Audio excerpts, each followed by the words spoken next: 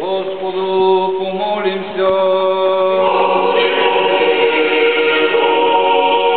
Господи Боже наш, който си придружал в Месопотамия слугата на патриарха Авраам, пратен да вземе невеста на господаря си Исака, и чрез водоносини си му посочил да сгоди Ревека, ти сам благословил вручението на рабите си Калин и Паша и утвърдил говореното от тях дума, укрепи ги със своето единство, което от Тебе, защото Ти си изначало създал мъжки и женски пол и от Тебе се обручава за мъжа жената, за помощ и принство на човешкия род.